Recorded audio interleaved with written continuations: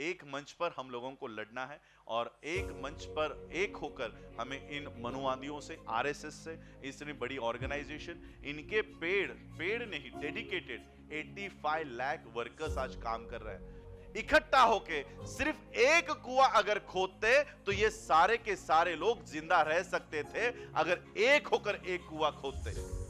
आज इस देश का संविधान नष्ट हो रहा है, आज इस देश की सारी लोकतंत्र डेमोक्रेटिक कंडीशन हो रही है, सुप्रीम कोर्ट खत्म हो रहा है, मीडिया कब सबसे ही हमारा नहीं था, सारी पब्लिक सेक्टर खत्म हो रही है और हम अलग अलग बंटकर आंदोलन कर रहे हैं।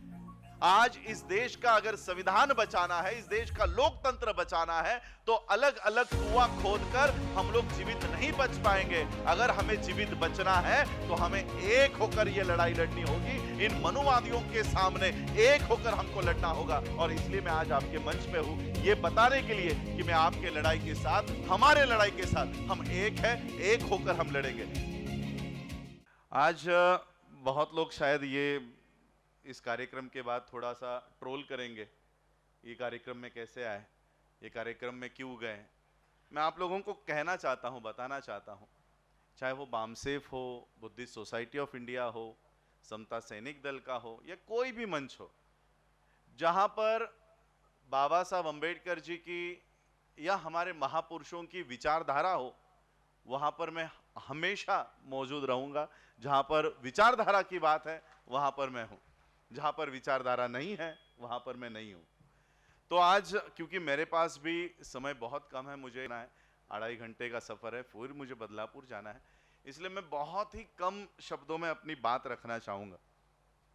मैं आज क्योंकि बुद्धिस्ट सोसाइटी ऑफ इंडिया को रिप्रेजेंट करता हूं, तो बुद्ध की बात बता के अपनी वाणी को विराम दूंगा। आज की जो हालात है, हम लोग, यानी पहले तो हम लोगों में जातिवाद हुआ करता था, धर्मवाद तो है ही, लेकिन उससे भी एक बहुत बड़ा वाद हम लोगों में निर्माण हुआ है, और वो वाद है संगठनवाद। हमारे में इतना संगठनवाद हुआ है कि अगर मैं इस संगठन के कार्यक्रम में आया तो दूसरे संगठन के लोग उस पर बहिष्कार डाल देते हैं, इस संगठन के कार्यक्रम में है तो दूसरे संगठन बहिष्कार डाल देते हैं। हमारी दिल्ली में एक कॉन्फ्रेंस हो रही थी, वहां पर एक डेटा हमारे सामने प्रेजेंट किया गया कि अंबेडकर नाम से, सिर्फ अंबेडकर नाम लेकर इस देश में 1 लाख संस्था काम कर रही है। 1 lakh organisation having the name of Ambedkar, Ambedkar organisation, Ambedkar society, Ambedkar centre, पता नहीं क्या क्या। और फिर हमारे बाकी के महापुरुषों के नाम से अलग, बुद्ध के नाम से अलग, गुरु रविदास जी के नाम से अलग, गुरु नानक के नाम से अलग, महात्मा फुले के नाम से अलग, शाहू महाराज के नाम से अलग। ऐसे अगर देखा जाए तो 10 लाख से भी ज्यादा संगठनाएं आज हम लोगों में काम कर रही है। 85% लोगों की 10 लाख से भी ज्यादा संगठनाएं आज भारत में काम कर रही है, और 3.5% लोगों की सिर्फ एक ऑर्गेनाइजेशन है। मैं कॉमर्स ग्रेजुएट हूं, पीजी हूं, पीएचडी हूं, नंबर्स मुझे ज्यादा अच्छे समझ में आते हैं। तो नंबर्स अगर देखा जाए तो 10 लाख बड़ा होता है, एक छोटा होता है। तो 10 लाख अगर बड़ा है तो 10 लाख लोगों का कब्जा होना चाहिए देश पे। अगर संगठनाएं हमारी 10 लाख संख्या में है तो 10 लाख संगठनाओं का वर्चस्व भारत पर होना चाहिए, ना कि एक संगठन का। लेकिन भारत में कॉमर्स हो, मैथमेटिक्स हो, उल्टा हो जाता है। यहां पर एक बड़ा है और 10 लाख का कोई मोल नहीं है।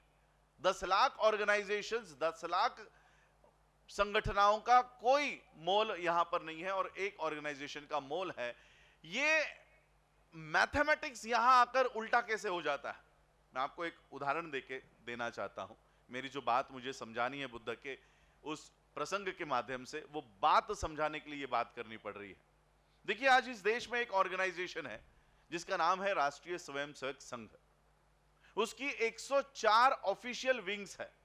महिलाओं के लिए दुर्गा वाहिनी, युवाओं के लिए बजरंग दल, विद्यार्थियों के लिए एबीवीपी, राजनीति के लिए बीजेपी, ऐसी केवल 104 उसकी विंग्स है। ऑर्गेनाइजेशन एक ही है, आरएसएस। तो ये एक आरएसएस, एक ऑर्गेनाइजेशन का पूरे देश भर में कब्जा कैसे हो चुका है? सुप्रीम कोर्ट उनके हाथ में, पार्लियामेंट उनके हाथ में, राज्यसभा उनके हाथ में, मीडिया उनके हाथ में, प्रशासन उनके हाथ में, इलेक्शन कमीशन ऑफ इंडिया उनके हाथ में, ईडी उनके हाथ में।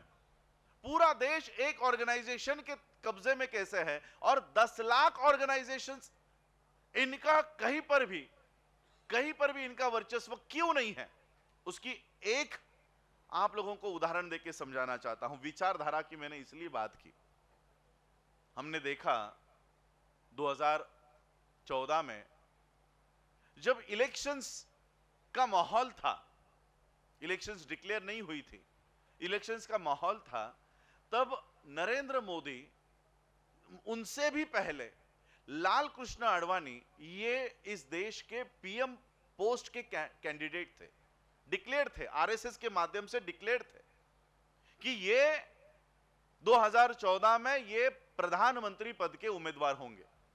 लेकिन एक रात में आरएसएस को यह महसूस हुआ शायद लाल कृष्ण आडवाणी के नेतृत्व में हमें इतनी सीटें नहीं मिलेंगी, इतने सीटें नहीं मिलेंगी, इसलिए उन्होंने एक ही रात में पीएम कैंडिडेट बदल दिया और उन्होंने गुजरात से इंपोर्ट करके नरेंद्र मोदी को देश का पीएम कैंडिडेट घोषित कर दिया। बताओ मुझे, 2014 से लेकर आज तक 2022 खत्म होने आया है, क्या इतने सालों में कभी लाल कृष्ण आडवाणी प्रेस कॉन्फ्रेंस लेकर आरएसएस का विरोध किया है? कभी बीजेपी का विरोध किया है? क्या वहां से बाहर आकर ब्रैकेट में कोई बीजेपी एलके आडवाणी बनाई? क्या कोई आरएसएस एलके आडवाणी बनाई? नहीं। वो उनकी विचारधारा को फैलाने के लिए प्रधानमंत्री पद का भी त्याग करने को तैयार हो जाते हैं। उनके लिए प्रधानमंत्री की कुर्सी बड़ी नहीं है, उनके लिए उनकी विचारधारा सबसे बड़ी है। और हम लोग एक ऑर्गेनाइजेशन के लोगों का बर्ताव इस तरह से है, और 10 लाख ऑर्गेनाइजेशन में बटे हुए हम 85% के लोग, हमारा बर्ताव कैसे है?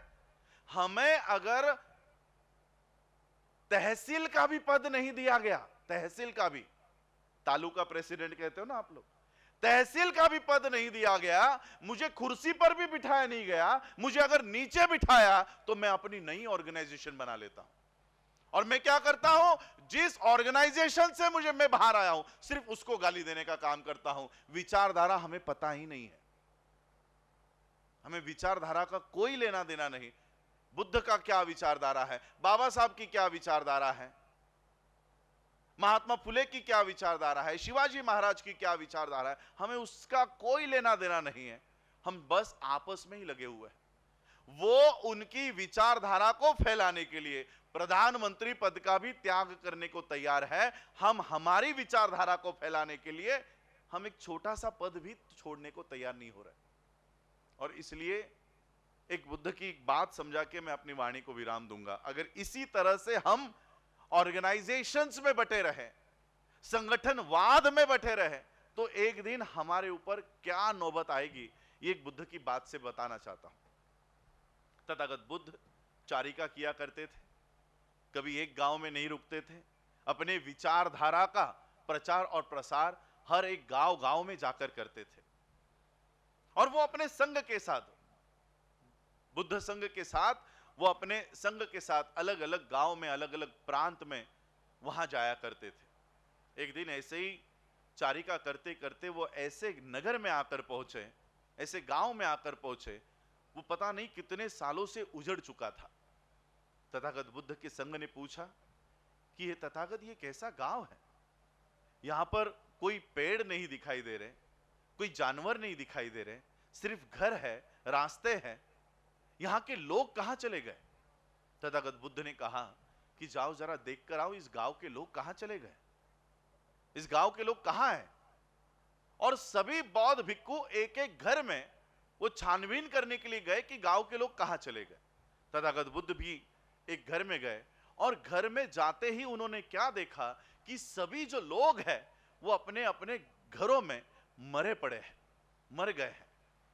और विशेष उन्होंने एक और जानकारी उनको प्राप्त हुई कि सभी जो लाशें हैं, घर के अंदर जो लाशें हैं, वो एक गड्ढे में पड़ी हुई है। उन्हें उस रहस्य का पता नहीं चल रहा था कि ये मरे तो है, लेकिन ये गड्ढे में कैसे है, ये गड्ढे के अंदर क्या है। और सभी लोगों के घरों में ये गड्ढे हैं। बुद्ध ने भी ये बात देखी और फिर सभी संघ बुद्ध के पास आए। बुद्ध से पूछा कि तथागत, ये क्या अजीब गांव है, ये क्या दृश्य है ये, कि सभी लोग मरे पड़े हैं, अपने अपने घरों में मरे हुए हैं, और विशेष कि अपने अपने घरों में एक गड्ढे में पड़े हुए हैं। इसका हमें रहस्य बताओ। तथागत बुद्ध ने सारा एनालिसिस किया और इस गांव के ऊपर क्या हुआ होगा वो तथागत बुद्ध ने उन बौद्ध भिक्षुओं को बताया। तथागत बुद्ध ने कहा, ये जो गांव है, इस गांव पर पिछले 10-15 सालों से बारिश नहीं हुई। बारिश न होने की वजह से धीरे धीरे यहाँ के पेड़ पौधे सूख गए, मर गए। सारे जो जानवर थे वो पानी की तलाश में अलग अलग गांवों में, अलग अलग दिशाओं में चले गए। लेकिन इस गांव के लोग गांव को छोड़ना नहीं चाहते थे, क्योंकि उनके घर थे, जमीन थे, खेत थी, इसलिए वो अपने गांव में ही रहना चाहते थे। और जिंदा अगर रहना है तो पानी चाहिए, और इसलिए वो अपने अपने घरों में कुआं खोद रहे थे। वो अपने अपने घरों में कुआं खोद रहे थे, और कुआं खोदते खोदते वो उसी में मर गए, और आज उसी कुएं में इनकी लाशें और इनके पिंजर पड़े हुए हैं। बुद्ध के संघ ने पूछा कि तथागत, क्या ये सारे जीवित नहीं रह सकते थे? तथागत ने कहा, रह सकते थे। ये सारे लोग जीवित रह सकते थे, ये सारा गांव फल फूल सकता था अगर इस गांव के लोग इकट्ठा होके सिर्फ एक कुआं अगर खोदते, तो ये सारे के सारे लोग जिंदा रह सकते थे अगर एक होकर एक कुआं खोदते। आज इस देश का संविधान नष्ट हो रहा है, आज इस देश की सारी लोकतंत्र डेमोक्रेटिक कंडीशन हो रही है, सुप्रीम कोर्ट खत्म हो रहा है, मीडिया तब से ही हमारा नहीं था, सारी पब्लिक सेक्टर खत्म हो रही है, और हम अलग अलग बंटकर आंदोलन कर रहे हैं। आज इस देश का अगर संविधान बचाना है, इस देश का लोकतंत्र बचाना है, तो अलग अलग कुआं खोदकर हम लोग जीवित नहीं बच पाएंगे। अगर हमें जीवित बचना है तो हमें एक होकर यह लड़ाई लड़नी होगी, इन मनुवादियों के सामने एक होकर हमको लड़ना होगा। और इसलिए मैं आज आपके मंच पे हूं, यह बताने के लिए कि मैं आपके लड़ाई के साथ, हमारे लड़ाई के साथ हम एक है, एक होकर हम लड़ेंगे। बस यही बात मैं आज आप लोगों को यहां कहने आया था। मैं आज बामसेफ के इस 39वें राष्ट्रीय अधिवेशन के लिए तहे दिल से मनोकामना देता हूं, मंगल कामनाएं देता हूं, और इसी तरह से हमारे सभी, हम लोग उनको SC ST OBC, जिसको हम एक शॉर्ट टर्म दे दिया है, मूल निवासी, SC ST OBC माइनॉरिटीज, सारे माइनॉरिटीज, चाहे वो क्रिश्चियन हो, सिख हो, मुस्लिम हो, सभी माइनॉरिटीज, एक मंच पर हम लोगों को लड़ना है, और एक मंच पर एक होकर हमें इन मनुवादियों से, RSS से, इतनी बड़ी ऑर्गेनाइजेशन, इनके पेड़ नहीं, डेडिकेटेड 85 लाख वर्कर्स आज काम कर रहे हैं, 85 लाख वर्कर्स। इस तरह से हम लोगों को इतनी बड़ी तादाद में, इतने बड़े संगठनों से हम लोगों को लड़ना है, तो उस हिसाब से हमको ऑर्गेनाइज होकर काम करने की जरूरत है। आज आप लोगों ने मुझे बुलाया, मैं बहुत बहुत आभार व्यक्त करता हूं, खास करके हमारी फुलाताई जी का आभार व्यक्त करता हूं। पता नहीं वो पिछले कितने दिनों से मुझे फोन कर रही है, और मैं फोन भी नहीं उठा पा रहा था, इतना मैं कंटिन्यूसली बिजी था। दोपहर में 12 बजे आया हूं, बिना खाना खाए, पानी भी नहीं पिया, मैं वैसे ही नहा के तुरंत यहाँ पर आया हूँ। फिर मुझे मीरा भाई अंदर निकलना है, तो मैं आपसे मैं बहुत खुश होता कि अगर मुझे पूरा दिन का सेशन सुनने मिलता, क्योंकि यही वो मंच है जहाँ से मैं तैयार हुआ हूँ। मैं हमेशा इसको अपना घर समझता हूँ, बामसेफ को अपना घर समझता हूँ। जब भी मेरी ज़रूरत पड़े मैं हमेशा आप लोगों के साथ हूँ। आप लोगों ने मुझे सुना, उसके लिए बहुत बहुत आभार, धन्यवाद।